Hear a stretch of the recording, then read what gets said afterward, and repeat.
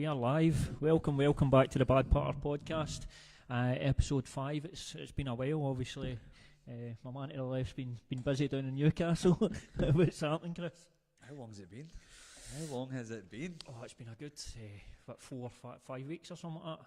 I think it's been a while anyway. Oh, since my fight. Oh, since your fight? Oh, Christ, actually. Well, we've had Dublin since. We've had the 2 American shows, so... 2 weeks now. It was... No, it was longer than that. It was... What was it? 2 weeks, I think. Is that all it is? It feels like ages ago. Madness. I don't know if it's just 2 weeks. Oh well. So I think that's probably a good place to jump in and start. Let's talk a wee bit about Newcastle and just everything in the lead up to the fight, and then ultimately what happened. So you went down there, obviously, and against a tough opponent, Terry Brazier, and got it done in a couple of minutes. It was. It was very satisfying. Obviously, building up to the fight, I think I told everybody I didn't expect it to go 2 minutes and 6 seconds. I thought it was got to be 3 hard rounds, but that's the game we're in. MMA, it can finish in the first second, it can finish in the 4 minutes 59 seconds. So, it was just what an atmosphere. As you could tell, probably. Full arena erupted. It was madness, absolute madness. It definitely did, because we had obviously you were second out in the main card, so we had the Chadwick Edwards fight in the first card. And I don't know, it didn't feel like the atmosphere in there was hitting off the chain. I think because the prelims, even prelims that people didn't see, some of the finishes and some of the KOs. Then obviously the main card, I think folk thought that was going to be a crazy fight at the start, but it didn't go the way I thought it was going to go. Apart from the main event, I think everybody was most looking forward to my fight, probably. Like it was most evenly matched and more attention on it, apart from the main event. So I think we were the real main event, and I think it had the best atmosphere. I honestly did.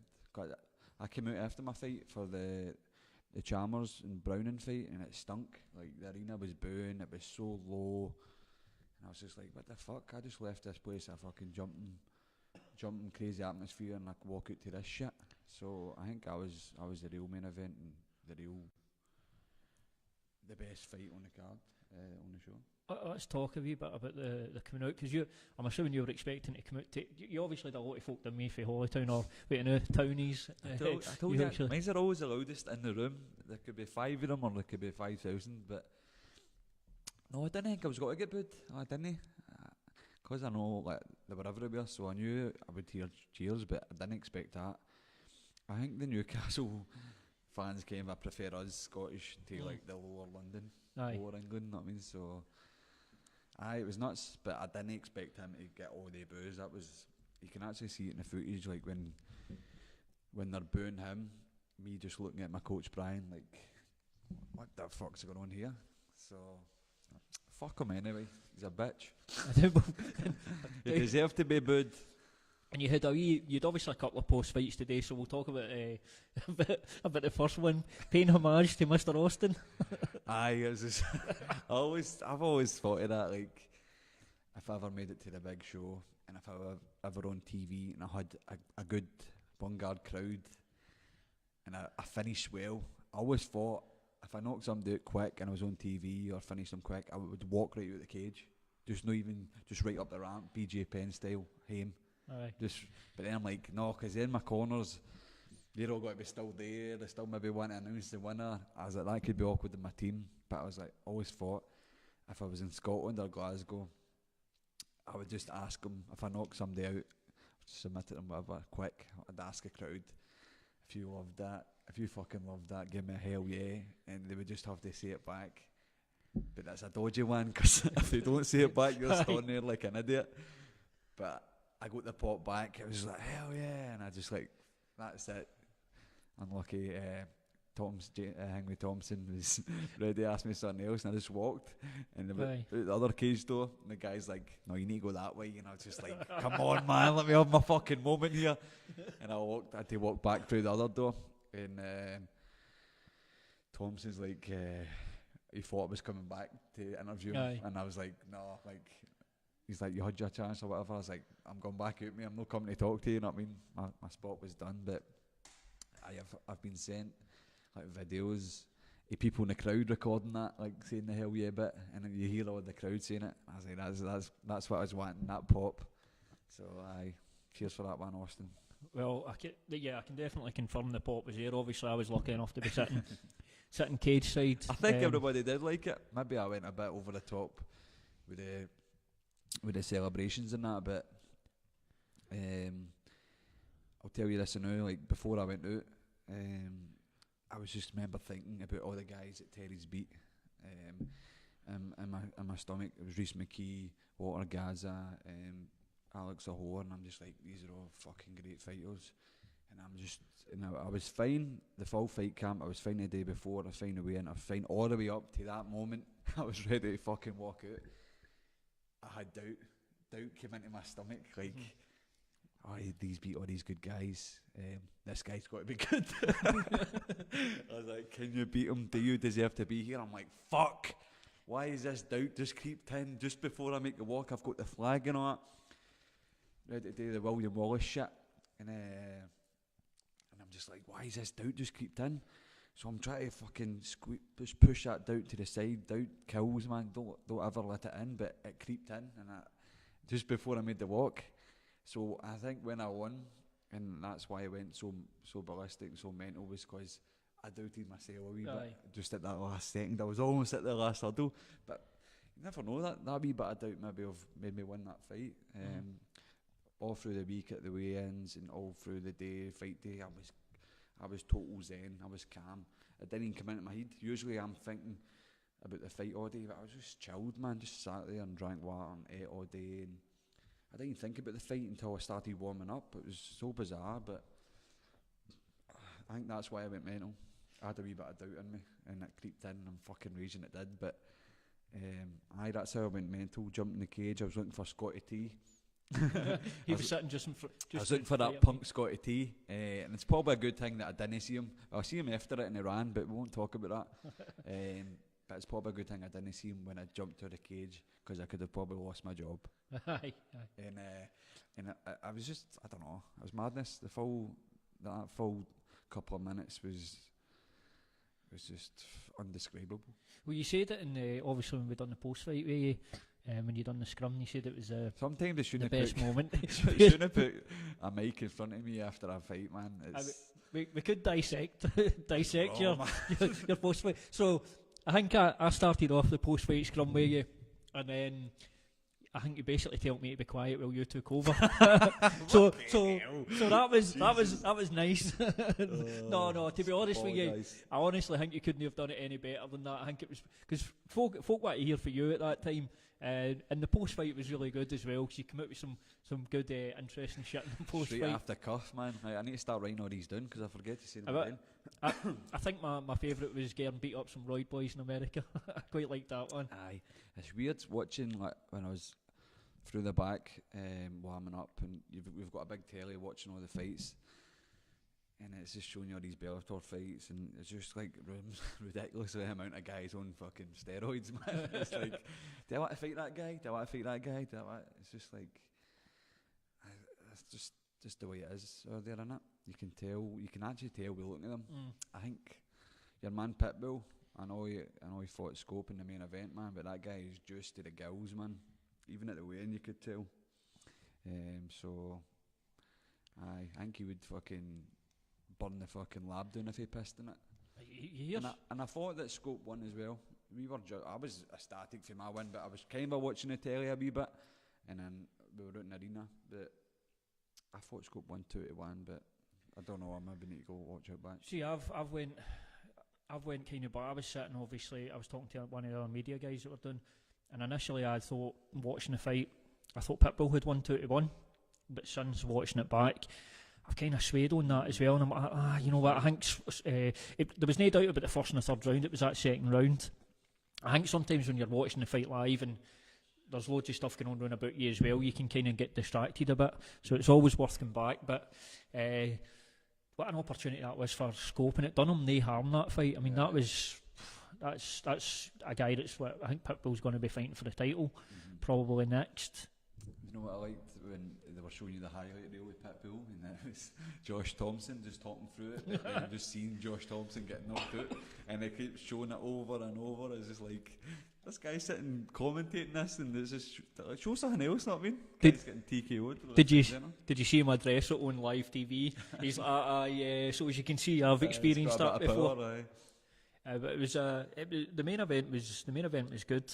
I thought it was I think it's good what Bellator are doing as well, because if you look at, they've gave Scope a massive opportunity, and they've gave Tim Wilde a massive opportunity as well. Man, that's a big fight. Brent Primus just coming off, he lost his title obviously to Chandler, so they're giving the European guys, big opportunities. Aye, so long may it continue. Get me out to America, Scott Coker. You see Chris Duncan called him Cooker. Chris, we love you, mate, but fuck me, Scott Cooker. shout out to Chris for a great victory in Dublin at the weekend as well. Me and him flying the flag. Hopefully we can get Bellator Glasgow. I think we're the guys to bring it out here. We'll physically drag it all the way out. We've got teammates that want on it as well. So I think that's definitely one for the future. You know, we've got Birmingham and London coming up. Hopefully get me America, maybe Dublin in September, and we can look at Glasgow for maybe the end of the year, next year, whatever. Well, the thing is as well, if you look at what they've done with, say, Newcastle, they took that card and they filled it with a lot of North East guys, obviously guys for the dungeon and stuff like that, different gyms on there. They could do a Scotland card and just fill it with gyms in Scotland. It doesn't need to be sort of regional. Just there's plenty of talent out here to do it. And for what I saw down there, obviously, and I asked the question to David Green as well, I think they were interested in it before. They said they'd looked at it. Then after your fight and obviously your media stuff, I think that's helped it a lot as well. And David Green as much as said that. So hopefully... He knows I'm here, man. He's...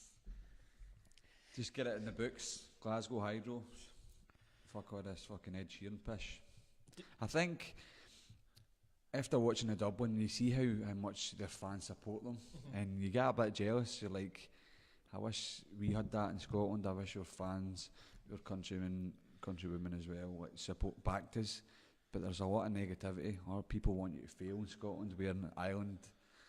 They just back their own, their thousands, and they're singing and that. It's just a great atmosphere. And I think if Scotland had to do it, I don't know, like, Hydro's big for Bellator, 12,000, but you can shut the tap of that half, cut it half, maybe get 9,000 in, like, cause I think the Dublin one was 9,000 as well, when it can hold more, but I'd be buzzing. I'd take a main event in that Nobler, or even a like fight somebody big in America or whatever. If they done it right, they've got to, if they build it right and sign the right guys, because there's plenty of ticket sellers in Scotland. Right. And obviously if you're bringing some big names across, because they've done that with their cards down in England, they've brought big, obviously Pitbull and Brent Primus. They've brought some big names in to help fill the card out. And everything in Scotland that's happening, obviously new BBC channel as well. Hopefully we'll see them get involved in MMA, and they're kind of doing that with regards to yourself and your documentary, which is the documentary's wrapped now, isn't it? No, it's got a few shots to go, but it should be done. It should be aired in April or something. Aye. I know they're putting it all together now, but there's just a wee couple of bits and bob to go. But so that's brilliant as well. That BBC, even before my fight there, BBC done a small wee part of me and all. It was a different frame of documentary. Aye. So that was good that they're doing that. They do stuff in Northern Ireland as well and stuff. But it can all be a good thing, I suppose, isn't it? And the whole Sky Sports thing as well. Channel 5. Fuck, I forgot I was even fighting on national TV as well. Like, it's no like a Sky Sports or a ESPN or a BT Sports. Like, everybody that's got a telly can watch you fight in Channel 5, and I think like the support I got after my fight was unbelievable. Like, I had clubs and pubs, nightclubs showing it, and people having house parties, putting crazy money on me. Like, one guy put 300 quid on me and sent it to me before the fight, like, no pressure. I've got you at 5-1. I'm just like, fuck's sake, that's not what you want to hear, know what I mean?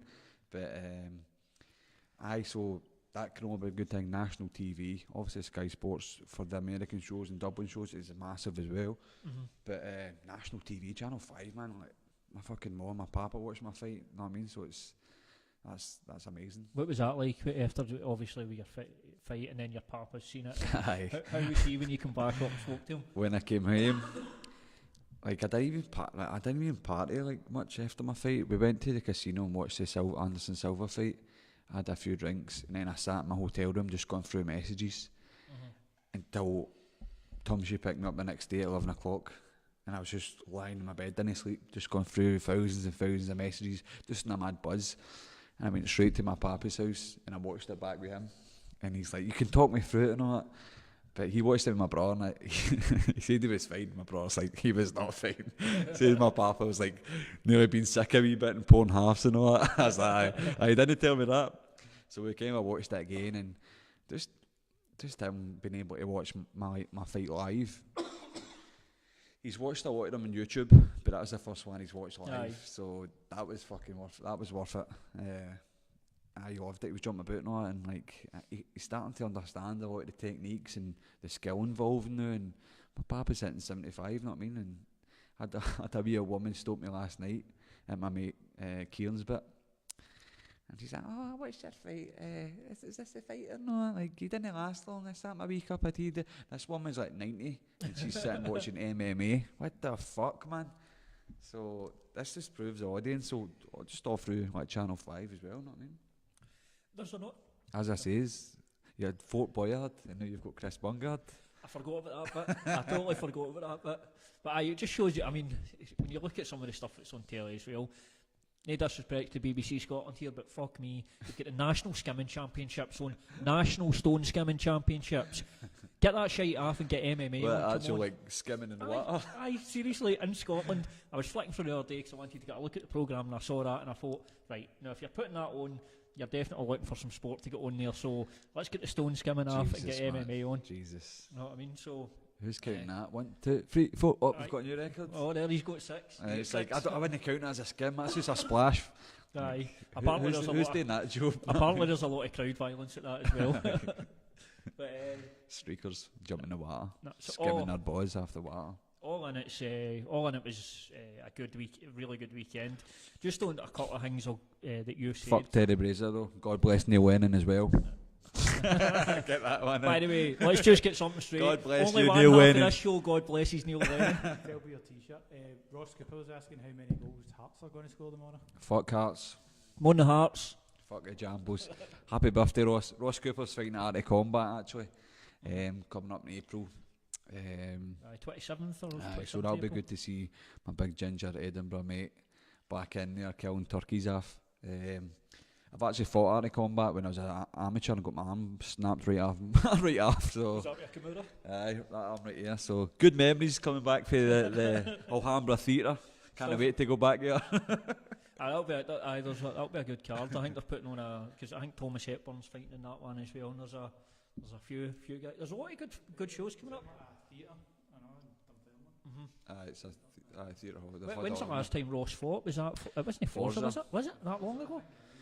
It was when I knocked out a stinky Brazilian. Who invaded the show Yeah. 1 week? I hope you're watching this week, Nathaniel. I apologise for my coughing, by the way. I've got a chest infection, so I'll just get out of the You way. remember this, Nathaniel? You remember this? I'm trying to think. That was Chris Duncan. Yeah, Nathaniel. Come on, but Forza was a while ago now. Rude bastard. I know. So Ross is fighting there. We've got Jordan Strong, who's fighting in Wales on Saturday for Cage Wars Academy. We have got the following week. We've got I'm just saying my teammates here, no, just everybody. Ryan Campbell, Camille. You've got Jack Roy on top, and then that's the Saturday. Then the Sunday we've got the Bull, Gary McMillan, in a show in Bathgate, and young Kyle Hanna, who I think's on that same show. So Yep. Jack Ross as well. Jack Roy. Jack Roy, sorry, apologies. So I bumped into Jack Roy today actually when I was out walking. He was out walking his baby with his girlfriend. Cool. I've not seen him since my fight. I don't know if I should say this in here, but I think he got rejected from the arena at the front door, because he was too boozed up. Got his ticket ripped up, Evan. Unlucky Jack, it happens to the besties, but you didn't miss much. Bad part of it. Bad show. Bad part of the podcast, you're in. So that's my teammates, and obviously we've got the Beardew P-Dog up in Philadelphia, which I'm going over for, which I'm excited. My first time in America. Let's just hope I get in. I know. And running up the Rocky stairs. Oh my God. We got to talk about it. So I start fucking going off in one about fucking Rocky having a statue, a guy that's no fucking real. Then I go to say, that's like us having a statue to William Wallace, which I meant to say, because I know there's a Wallace monument. But I was just thought, what I meant to say was Mel Gibson. Did you know what I was trying to say? But I fucked it, man. That's that fucking post-fight adrenaline. I think they can allow you that. Actually, just when you're talking, we've got Jordan tomorrow night for an interview. Oh, sweet, man. Jordan's a beast, man. We had Ryan Campbell for an interview, but Ryan flaked on the interview. Did you what? Yeah, flaked on it. What do you mean? But I messaged him to find out what was happening, and I got nothing back. Aye? How dare you, Ryan's probably too busy looking at his abs, the cunt. Aye. So, I just thought I'd mention that one. You know that I'm putting it out publicly. I'll get him on. But aye, Jordan on tomorrow, and he's doing it.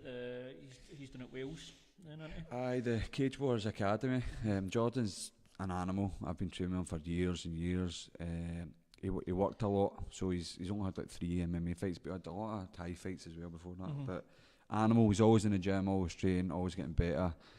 And I think he's changing his job now to be a trainer and stuff like that, so he can do full-time fighting, because he's one of my main training partners. Like animal, so hard to keep doing. He's a fucking pain in the arse.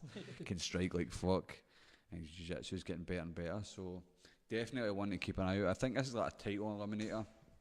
I'm not 100% sure on that one, but aye, like he's a beast, man. Like you see what he done on top to your man for the higher level. Mm-hmm. He just took his soul, man. Like that was Phil McLeod. aye, Phil couldn't even stand up. He just outworked him, beat him at his own game, then put him away. And his fight before that, he fought down Ian Freeman's, triangled the guy. He doesn't go for triangles. And the one before his debut, he just beat the guy with leg kicks, just leg kicked him, and the guy couldn't continue. Like, so he is well rounded, and he's getting better, and he's still young. So yeah, man, I can't wait to see where the future holds for. I don't even know if he's got a nickname yet, a fight name. I think I need to give him one. Jordan Strong. Yeah, that's something you need to put a bit of thought into. Then put the nickname out publicly before he knows something. I gave Gary the bull. Like, see when you spar with that guy, man, he is just like a bull. Try to get your hands around him. He's just thick as fuck. Another one of my main training partners, between him, Gary, Ryan, and Jordan, like they were my rounds every week. And Paul, obviously. But they were my rounds every week, so for the Brazier fight, so I owe them so much thanks for their time and their effort. They helped me with that, because some of the rounds were tough, man, and like when you're in fight camp, like you need to train like you're training for the hardest fight of your life. So and they pushed me to the limits, and they were there always for me. And even they were coming at like 10 o'clock at night for me, because that's what time I was sparring it. And they were showing up full mat for me, so I'm looking forward to giving that wee bit back to them. What sort of effects it have in the gym as well? Obviously, when you go down there and fighting in a promotion like Bellator and you get a big win, and then Paul's getting wins in the UFC, what sort of effect does that have on the younger guys in the gym? I'm surely that's just going to motivate them and push them on going forward. It is, like you get them coming up in your gym, just saying to you like, you're my inspiration. You get people messages saying that, like, you're the reason I started this, and it's brilliant. Like, it's weird hearing somebody saying that. People coming up asking for pictures and stuff signed and all that, but that's what you started at. Like, you want this, you want to be in this limelight, and to have people say that's just a bonus. It is weird to hear it say, but it helps you, like, encourages you to do better as well, and push you on. But like you'll see a lot of people come and go in the gym, but it is weird people coming in, and with me and Paul doing really good. The gym's getting busier, and just everybody's just enjoying it. I think just the sport in general, just going up level for level. You know what I mean? Aye, it's growing. It sort of grows at a steady pace, and then it'll take the odd wee jump or that. But it certainly seems to be going the right direction now. And a couple of other things I would want to mention just before I want to talk a wee bit about the Dublin card, because obviously we know Chris went on and done well there, but one of the fights we'd spoke about a bit was obviously Peter Queally and Miles Price. Yeah. What did you think of that fight? Obviously, I think a lot of folk might be shocked that Peter didn't get the win. What was your thoughts on it? Obviously, having sparred with Peter as well. Yeah, I was. I did think Peter was going to win, and I wouldn't say he underperformed. His shots, he wasn't letting his shots go, but I just think I did think Miles won the fight. I just because he had Peter against the cage for longer. I think he was going for that single leg and keep Peter against. But Peter was landing great shots, nice wee short elbows that was cutting Miles and that. And then when they were separating, he was trying to land his strikes and Miles was just closing that distance again. So yeah, I think Peter knows his sale. Like, that's not the best he's performed. But that's the game, man. Like, you can have an off night, you can lose a fight. But it was a close fight. But maybe Miles is maybe a future opponent for me. I mean, we're all lightweights here, so I wasn't impressed with Miles. To be fair, he was quite making it a boring fight. Just holding Peter against the face. He was trying to take him down, but Peter's hard to take down. I think he got him down in the third, but yeah. Yeah, I thought Miles won the fight 2-1, but it was a really close fight. But I think Peter just had an off night. Aye. We all have off nights at work. It's happens, just man, the consequences in the cage are a bit more than the consequences in the office. Yeah. Peter was right out, like, did an interview and, like, fair play to him. Like, he was so honest and that, so you need to respect that. That's something as well, when you lose a fight, how important is it that when you lose a fight that you're honest and you just accept that you lost the fight? That's what everybody should be like. Like, just be yourself, just be normal. Like, you lost a fight, you don't need to blame anybody, like certain individuals, like your man Brazier, like you're fucking. There's ways of taking a loss, and there's a fucking way that he done it was the worst ever. Like, you're a fighter, nobody's 100%. I had hundreds of injuries to the point I couldn't spar, I couldn't train, but like, you never complain about it, you never use that as an excuse, and then to say, like, don't be scared, Tommy, like, come on, my man, you obviously took too many fucking hits to the Eden Army. I accepted a fight with him in 2 minutes. The contract got sent over and I accepted it like that, sent it back. Then I made weight in his own country, then I made the walk, then I whooped him, and it was a domination. It wasn't even close. It was like, I threw him about like a wee bitch. And then he comes out with stuff, don't be scared. Like, come on, I just choked you in front of the world, know what I mean? So that annoyed me a wee bit, like, because it started, I tweeted him, giving him props, like, thanks for the fight. I know you're, whatever I said about the loss, and then he comes back with that bullshit, so I was just like, this guy's getting at all angles, and then everybody just gave him it tight for about 2 weeks, so... They're so easy to deal with a loss. Peter Queally done it the right way. He came, the media scrum, spoke away, gave Miles props, respect, and then you've got somebody like fucking Terence, the fucking scudbook Brazier, coming out with bullshit like that. So he's asking for a rematch. He's no chance of getting a rematch. He needs to go and fight somebody else, maybe Benson Henderson or Norman Park. Norman Park actually caught me as well. It's not Norman Park. That was fun. Bellator. Aye. He's now signed with ACA. Is it? Aye, he caught me out as right after it, Norman Park. A wee JK bastard. What did he say? I never know. Is it KSW? Sorry, aye. He just says. Bare knuckle boxing to you. He just says that I'm sure Chris Bonga would like to fight a number one lightweight in the UK or whatever. I think he was drinking. I think he was drunk, man. Because he wasn't making sense. And he deleted posts and he didn't. And it was just weird, man. And then he was just writing stuff about doing seminars and all that. I think he maybe need the money, but now he's got another fight, so hopefully... He killed my buzz, actually, Norman. You cunt. So hopefully... he's got another fight. I think it's quite a good one in Poland or whatever, KSW. So, that was weird. But, that's what it is. And for you as well, is with regards to, assuming obviously you're going to get called out a bit more now because you've obviously went down to Newcastle and you've picked up a bit of notoriety as well along with the win.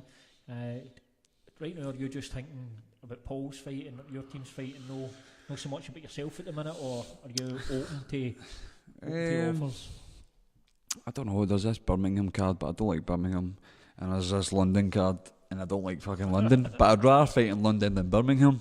So if the fight's right, then I would fight in London. I want to fight in America. I think they've got to do a show in Sweden or Barcelona, and then back in Dublin in September. So I want 1 or 2 fights before the year's out, but yeah, like, I'm not even really back into the gym now. I've done a couple of sessions, so I'm actually being a bit lazy now. But aye, Paul's next. Well, Jordan, then go with Paul. I'm going to a bit early with him, and then just focus on them. Well, just like they focused on me. So it's good to like Reece McKean. They're sending me pictures of like their diet food and they're fighting this weekend. I'm just like, just so happy that it's not me. You know what I mean? I'm just like reaching for the cheesecake. Like, on yourself, Reece. Like, fucking enjoy that bland chicken and egg or whatever the fuck it was. So Connor Robertson's asking, did you have your celebration cheesecake? I did. My main man, Craig Campbell, who owns Dirty Desserts, says if I win, he'll make me a cheesecake. So I just thought it was a slice. So I go into his shop and it just balls out this big cheesecake, full one. It was called a Milky Way mashup. So you had your crispy rolls, your Milky Way stars, and your actual Milky Ways at the top. And like, this was this size, man. So a wee slice before bed, wee slice in the morning, after dinner, whatever. 2 days later, it was gone, man. The full fucking cheesecake was gone. I said, that's terrible. So like heavyweight by the end of that cheesecake. I'm way up 84 kilo. I was a day 84 kilo, man. I thought it's 70 the other week. That's or 2.5 stone or something. Let me give you something to try while we're talking about cheesecake. So cheesecake, any type of your choice, but rather than putting it in a plate, you set the cheesecake inside an Easter egg. Oh, why? So you just take an Easter egg. Great British Bake Off here, James. Mind, I used to be a chef. So what do you mean, like an Easter egg, like so the chocolate bit? See a full Easter egg, you take a hot knife and cut the Easter egg in half, then you've got the 2 halves of the Easter egg, then you put your biscuit base in the bottom. Oh, you make it inside it? The Oh, right. That's what I'm talking about. And then you've got, and the only way you eat it is with horn. Right, so if whoever's got to make me that cheesecake, just get in touch, right? James will make it for you. Aye, I'll make one for the next podcast, because I'm good like that. I've eaten these. Jaffa cakes here tonight. Right. We're not having a contest, we're just eating them. I hate these things. Just James, to clarify, have a Jaffa cake. These Just have a Jaffa cake, James. I'm not going to eat a Jaffa cake, no. Chris Dutton somewhere. We're missing you, Chris. Full moon. So we're waiting for. So do you reckon? Half moon. You really got. So do you reckon you could do 14 of them in a minute? Oh fuck, how you man? We'll wait for Chris to come on and then do Fuck's the sake, that one was a struggle. Never mind 14. I take back what I said. That's 85 kilos now, chaps. What have we getting coming in, Frankie? Aye, Stuart Downey's asking, saying, Bungay, you're good to watch fight, Patter's alright, but who's your dream fight from all MMA, past or present? I don't know. Who would my dream fight be? I always said I'd like to fight Jim Miller. I think that would be cool, or like a BJ Penn, because I used to love watching BJ Penn. He was dead exciting, but now every time I watch him, I want to greet. Well, I don't know. Jim Miller. I like Jim Miller. It's exciting. I think it would be an exciting fight. What about let me just go off on a wee tangent here. I'm going to think a couple of names. What about like Nate Diaz or something like that? Just for the back and forth. Of course, man.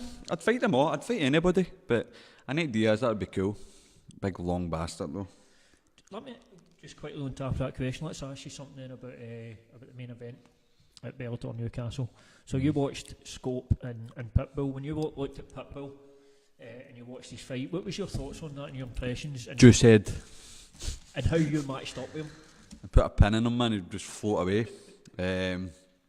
He's a good fighter. He's got power and good wrestling. I think he's a black belt on the deck and all. So, it's a tough fight. I look at all these fights, but they're all tough, you know what I mean? So hopefully I get a few easy ones and I can make a lot of money and retire in a boat with my bitches. What about the other winner? Joke. What about the other winner, the lightweight winner on the card then, who was on after you? who beat Mr. Chalmers, Corey. Corey Browning. Right, give me, before we go any further, let's give me your impressions of Corey backstage and what you thought. He's a good guy, man. He's a lovely guy. He's not a fighter. He's a snowboarder. We cut weight together and all that. But the fight was so bad it was entertaining. See, at one point they were swinging. We were in the back like, like me, Andy Fisher, and my coaches Brian and Paul and that were like, it was like bum fights. It was like, remember bum fights? Aye, like, aye. Backyard bum fights. Like, that's what it was like. So, but hey, if they wanted to match me with Corey Brown in America, that's easy money. I would take that fight. Or even Birmingham or London. It was so, my impressions, he was so laid back, and all he spoke about was doing his snowboarding licence, because he was talking about how he was double booked. I'm like, dude, you're here fighting in Bellator Newcastle in the main card. See, when we were going for the public weigh-ins, we would all take you up, like our order of your fights, and they're all on the other side, so shouting up. And I'm standing beside Corey, and Corey's just standing like, this sucks, man. And me and Scope just like, what? So, this sucks, man. I don't even want to do this. He's just standing with all his clothes on up. That's the way in, my man. That's what you do. When we went in today, we were obviously done for the media day on the Thursday. So we walked in, obviously, yourself and Carly and all were looking pretty sharp. You had your suits on. But everybody was sort of dressed for the occasion. But Corey was just chilling with a brown fleece on. The guy doesn't look like a fighter. And he isn't a fighter when you watch him fight. But he won with a heel hook, you know what it says? Did you see his grounding pound? Oh my god, like my boxing coach Lawrence Murphy says, like a Wayne's throwing a snowball. That's what he described my punches like. You know what I mean? Like a Wayne throwing a snowball. Cheers, Lawrence. But he's like, remember Chalmers dropped him, and then he went to do a walk off. Well, basically Corey's like, oh, I was just joking, man. It wasn't really hurt. He was just joking. He was just joking. Then we talked about the heel hook. He says, oh, I didn't put it on that bad. I didn't want to hurt him. I was like, this guy's at it. You're fucking at it, my man. So one, he was kidding on when he got dropped, and two, he didn't put the heel hook on because he didn't want to hurt him. He's an unintentionally funny guy. Aye. He really is. He's a... I quite enjoyed his post. He actually stays in Calgary, Canada, where the home of Bret Hart. So that's what I kept saying to him. Oh, the Hitman, but he's American, but he stays in Calgary. Aye. Go figure. He's beat Baby Slice and he's doing no bad. Oh, he doesn't want to fight me, man. Well, that's the thing you've got to look at for him. He's obviously beat Arn and he's beat Baby Slice. So sort of next in the lightweights, if they're not bringing somebody in to try and build him, which you wouldn't think there is, it's now probably he's going to have some problems. If he fights me, he's got to have a problem. I think I would run through him quicker than I ran through Terence. I don't think he would take that fight. I don't think he gets a choice, man. He's been brought in to take a whipping twice, I think, with Baby Slice and Arn. I think he's been brought in to get beat, and he's beaten him. So he's killing all these hype trains. So he maybe get through against me. I don't know. Who knows? I'll take it at easy money. Well, if they've done it in America, even better.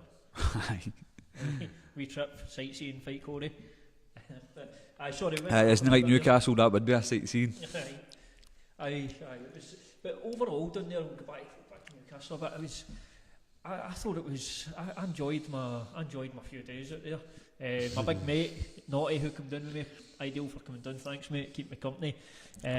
He enjoyed himself. He was no. He was smashing through the line, something fierce. No, you're all right, mate.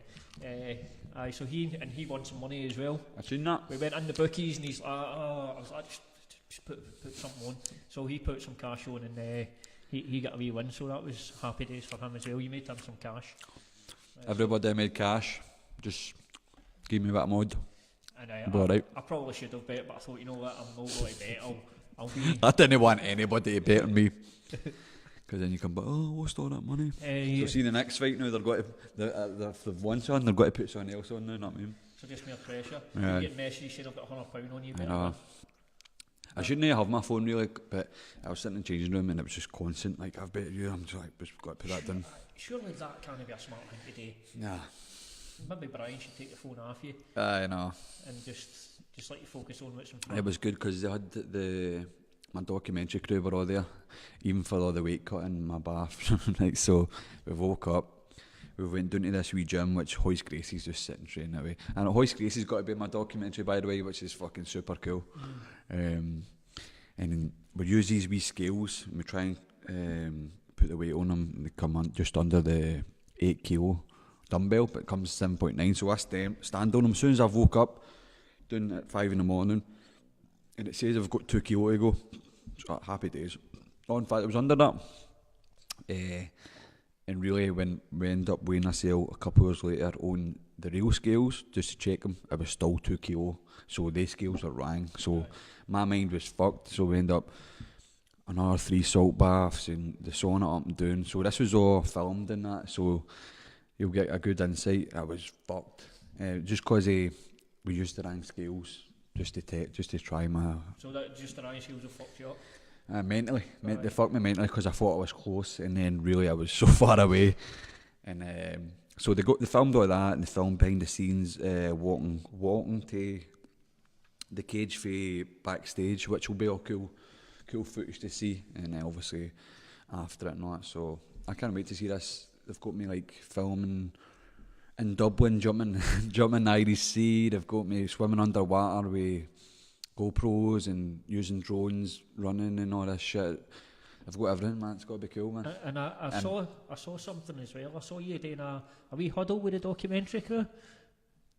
Aye, like, because obviously they've followed me everywhere, and like, I just came, I brought them in. Like, it was a good wee moment.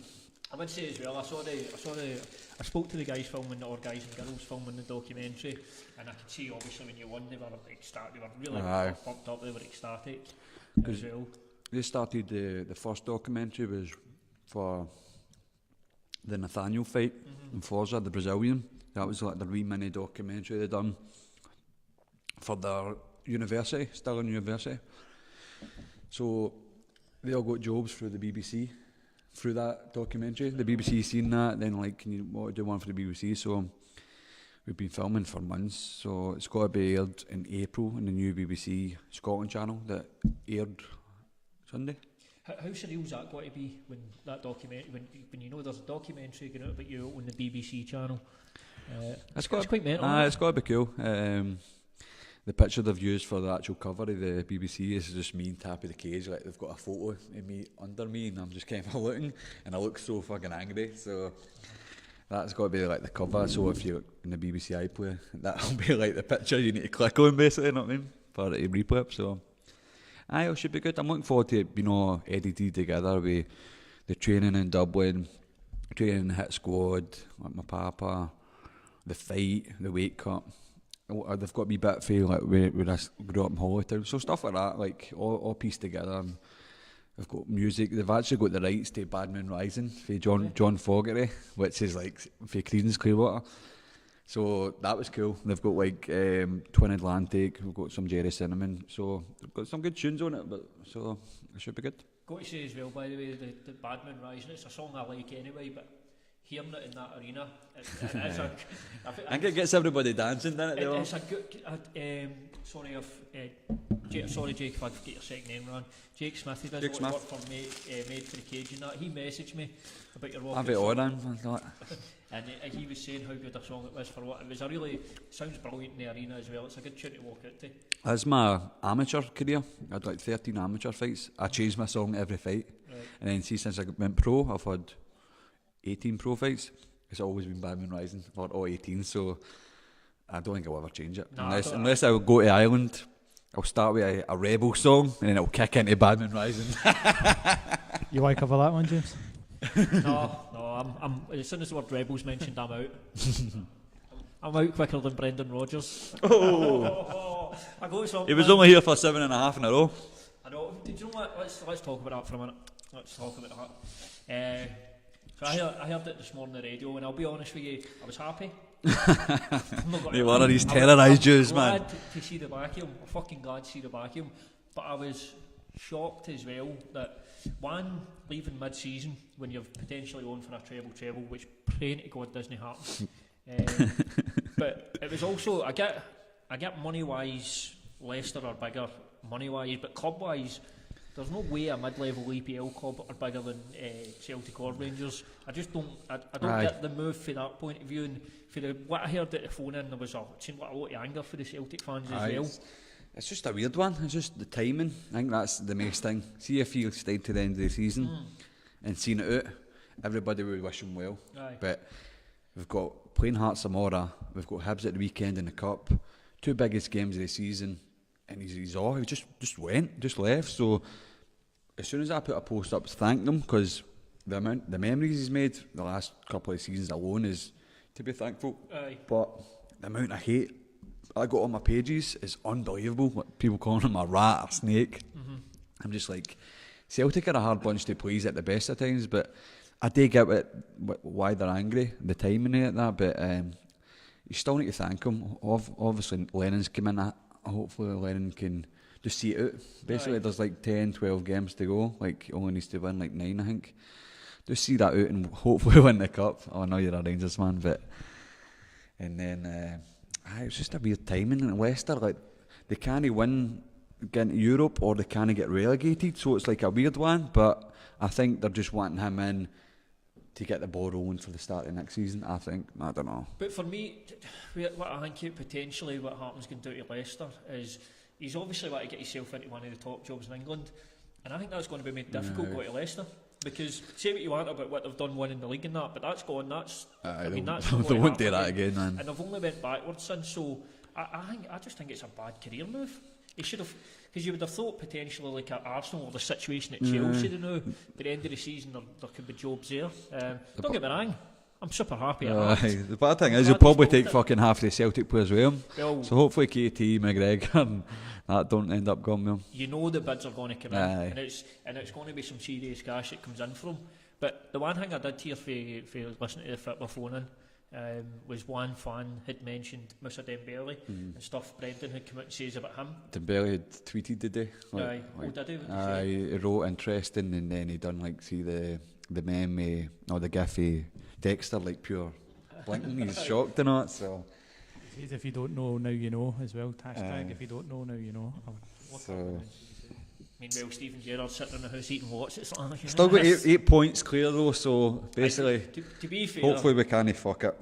To be fair, it's only for Celtic to fuck away at this point. Really, It's still got 2 Old Firm games. I mean, that's a possible 6 points, and I mean, it's still a lot to play for. It's a big game tomorrow night, and away to Hearts, they'll be right off for it. Neil Lennon's just come in, like they hate him too. Aye. Celtic need a performance tomorrow, and it was just weird. It was so quick, like. Boom. Next thing I know, he's got the fucking Leicester City tie on. He's doing a press conference like. What just happened to Brendan, my man? I just heard it. But I wish him all the best. But like the show always goes on, no matter who it is. Not mean. Aye, well, that's the other thing as well is he had a chance to beat because I know he equalled Walter Smith's record of 7 consecutive trophies. Aye. But he had a chance to beat that as well, and he'd have probably felt it was too easy for a minute up here, but all about the money. That's what it is. Any questions coming in? James Green's asking, what do you think of the Taylor and Fleury fight and the Duncan and Slater fights the weekend? I'm going to let Chris take this one now to run to the toilet. Oh. So, where do we start up? Just put myself up there. Where do we start in the old fucking the line of Tipperary, Will Fleury against Sean the Baby Eater Taylor? Like, I told you, Will was got to kill. Will is an absolute animal. I've trained with him. And Sean's not even a professional, you know what I mean? Like, your Bellator debut, I know it wasn't his contract, he's not got a contract, it was a one-off thing, but if he wins that, he gets a contract probably. And he's showing up 5 pounds heavier. 5 pounds heavier. Fucking disgrace. He used to be a welterweight and he can't even make middleweight now. 1 round in him, he was gassed, he couldn't stand. I knew Will was got to do it to him, so I was happy for Will. I mean, fuck Sean. As for Chris, I didn't see Chris's fight. It wasn't in the Bellator app, so but I kind of know what happened. Finished him with strikes, kind of standing. I think we were trading for a bit. Caught me an uppercut, I think. So brilliant for Chris. You know what I mean, I like Sam as well. Sam's a great guy, one of the nicest guys I've met in Dublin. I've trained with Chris a lot, so buzzing for Chris. Chris is Scottish as well, it's good for us. But fuck Sean Taylor, up the will, good for Chris. Wash your hands, James. Yeah, no, I didn't wash my hands. No, they're nice and clean, it's alright. Why would I don't get, right, on you go. Yeah, 'cause you're awfully quick. Right. I've heard that before. Was it 2 minutes and 6 seconds? Quick, Terry Brazier. Christopher Andrews saying, did you see the official that had his hands on Gallagher's old deer at the end of the fight? I did see that. Oh, Jimmy boy. Right, elaborate here, because I never seen that. James Gallagher's more running and gave him a big cuddle, and you get get this fucking security guy like trying to grab his mom, and James is like, don't touch my fucking mother, don't touch my mother, and the guy just shits himself, man. Like, but why would you, obviously no loud people running in that, but I don't touch a man's mom, you know what I mean? And, well done to James Gallagher and all. I knew that was going to happen, like that Stephen Graham wasn't up too much. I knew James was going to run through him, but to see that full arena packed and that, it's like, that's what you want, innit? That's what you're looking for. I'd love that in the Hydro. That's got to be what you're aspiring for. Yeah, aye. That's got to be what you're aspiring for. It looked a great night in Dublin as well. Phil's saying we should do a social media campaign to get the Bellator to the Hydro. It's coming. I'll drag it back there single-handedly if I need to. And I can promise you, behind the scenes, I was doing roasting people's nuts about it when I was down there. What?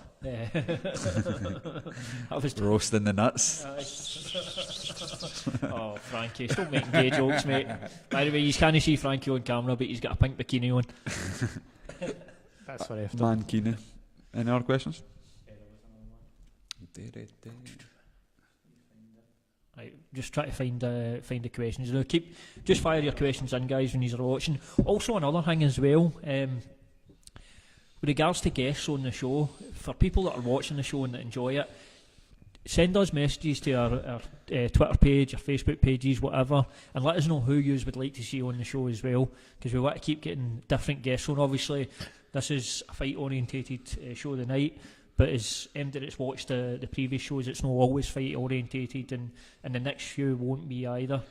So let us know who you would like on. We're going to have D Max on. You're probably watching D. We will get you on. I know you keep messaging us. D's a female stand-up comedian. She's basically begging to be on, so we'll definitely get you on. Get some of the patter going. She's really funny and she's smashing it now. So she's a future guest anyway. We'll have Paul Craig on as well. James English, as we've spoke to him. James is killing the game now. He's doing fantastic with his podcast. He's got some really good guests on. He's been doing absolutely brilliant. So hopefully we'll have James on at some point. Got to have some people in for like Chrissy's house as well down the line. Andy McLaren, who's like a former football player with Kilmarnock and stuff like that. He's working a lot with Chrissy's house, so him and like Liam were going to come in, give us a wee insight to stuff that they do and stuff like that. So they're all in the future. So if there's any guests you would like, and don't just write Kieran Tierney, Conor McGregor, Jerry Cinnamon, think outside the box as well. Doesn't need to be like in our field. It could be anybody, singers, anything. Let us know and we'll try and make it happen. Talking to Conor McGregor, Billy Gormley's saying, what's Conor McGregor been saying to you? What's he been saying to me? Not been saying much. He sent me a message after my fight just saying congratulations, mate, and stuff like that, which was pretty cool because he's obviously in America there now. So that was cool. I got a few messages after Celtic players. That shot my fucking social media up, definitely. So that was cool. One of the best in the world, just congratulating you after a big win. And your social media fucking doubled. Aye, I don't know if it was through Channel 5 or the Celtic players, but my Instagram and Twitter fucking shot right up. Madness, man. So have you had any guys try to slide in your DMs yet? It took me ages I didn't notice, but like Scott Brown had started liking all my pictures, and like I clicked on his name and he was following me, and I was like, fuck, I better follow Scott Brown back, El Capitan. So I didn't realise because there were so many. So that was cool. Wee things like that, but it's quite cool. Obviously, for a Celtic fan anyway, it's cool. Definitely. I just hope they'll stay together now because I only know the guys in this team. That mean, they'll start moving away. I've got nobody. They're all going to Leicester. Could probably. Christopher Andrews saying, what about Grado? Grado tweeted me as well, aye. Aye, Because I walked out the fucking wrong side of the cage, you bastard. I'll get you back in ICW, Grado, me and you. I think you meant as a guest, I know. Oh, as a guest? I'm fucking calling him out. You're not going to come on in case he's Aye. going to get attacked. Aye, Grado will be a good laugh, aye. We'll get other wrestlers on as well, obviously with Davey Blaze on, but there's a lot of other ones that are wanting on as well, so hopefully when my pro wrestling career kicks off, we'll get some badass cunts on. And I think now as well, that's whatever set Christmas, all that stuff, so right, we can start. We'll get regular stuff to you guys. We'll sort that out, and the podcast will be coming out. He's hard and fast. And the last one, Rab Truesdale said put the biscuits down, but you've already finished it. Big Rab Truesdale? Fucking hell, not had him in a while. He said you went up with him. Fucking Big Rab. Big Baloo. So what many biscuits did you do there? That's what. It's a Full packet. pack, well, it's a triple pack, but you done one full one. That's a warm up. So that was 10 then. That was just me stretching off, man. Aye, Making some space. we'll do the challenge when we get Chris Duncan back. And that one, when I ate the first one, that was hard, man. So, There's no way. No, if it's 14's a world record, It's 17. 17's In a world about a record. minute? It's under a minute. We need water. under or a that. minute, aye, that'd be that's- tough, man. Fucking no chance. I don't want Chris Duncan. Probably trying it. spoke because we still had to fight and Aye. we were obviously hungry at the time. Like, aye, that's easy, but Everybody says they can do it, but aye. as soon as you eat one, they're dry. Aye. Well, there you go. Fuck no. That was That's the questions, aye. It's been a bit unaware and all, aye. So it's been good to get back. It feels like it has felt like a while since we've done it, and we'll be back again. We'll obviously talk after this, and we'll sort out when we're going to be coming with the shows at you. We've got hundreds of shows coming up as well, so we can speak about them as well. Aye. The big one, the Jones and Smith, man, that's some card. That is a crazy card. Aye, that's this weekend. Yeah. Wait now, let's quickly while we're on talk a wee bit about that, because you've got Jones. Try to run through it. You've got Cody Garbrandt, Pedro Munoz. You've got Usman, Woodley, Ben Askren. Funky Ben is finally let's making his just go. debut. Ben Askren is fucking brilliant. He is. Marty. He's maybe for maybe the. He's so laid back though, isn't he? He's Aye. funny. He's just chilled out, laid back, and just ripping everybody to shreds. It's brilliant. Press conference, you see him, he's flip-flops. Aye, I love how the UFC are still no gain on my profile, and he's still blacked out. No, that's fun. Aye, the social media was giving him an outline. What do you think about that fight against Robbie? I think he wins it. I think he's just obviously Robbie's brilliant everywhere as well. Plus Robbie's a really good wrestler too, but I think he's just on a different level. Hopefully, because you've seen him against all these other guys, but hopefully, like he performs at this level, so people don't say, see, he's not as good because he wasn't fighting. So I think he beats Robbie Lawler pretty dominantly. I think. I like to see him get tagged though. See how he handles that. You've got to know. In sparring, he's getting clipped out. He's getting cracked off Woodley, and I reckon Woodley probably the hardest hitting welterweight. Aye. So he's in there with the right guy, and Woodley's a great wrestler himself. I love Robbie Lawler, don't get me wrong, but I think it's a difficult matchup for Askren just because of what Lawler brings to the table. But I think Ben gets it done. And then you've got Woodley and Usman. What do you reckon of that? Do you think? I think Woodley's just more well-rounded and probably just as good as a wrestler. I think Woodley. I don't think he'll finish him though. I think it could be a boring fight. They're kind of like, see, the way I look at it is I look at them as fairly similar fighters. I just think Woodley's a bit better in every sort of area. He's better everywhere, I think, definitely. And obviously the main event. I think, I'm going to say it, I think Smith's got to beat Jones a day, honestly. It's kind of one of the ones you're always expecting it to happen, but you just sometimes don't know what you're getting with Jones. Smith's just got to come at him. Where a lot of guys haven't really come at Jones. They've been a wee bit tentative, but I think Smith's got to try and run through him, and I think he's got to put Jones in some awkward positions. Would you say as well, all the guys Jones has fought, Smith's been written off more than anybody? Aye, I would say so. He's not got a perfect record, that's why his record's like, he's not the best, but he's killing cunts. He's absolutely killing them. I think there could be a shock here. See, where it sort of differs with boxing is sometimes guys don't have perfect records, but then you look at the records and go, right, I can see why you get beat with that one, I can see why you lost there. But sometimes with fighters as well, you can maybe, your record can be a bit ropey for a while, but something just clicks. But whether it be in the gym or you just find your groove, and I don't know. I don't think Smith beats him personally. I think Jones is just that good. But how's Jones got to beat him then? I just think Jones beats him the way. Think he'll finish him? Aye, I don't know. I think because I think it's the later rounds he finishes him. The thing with Jones as well is he's so unpredictable. That's where you can't really predict where he finishes guys, but he's just.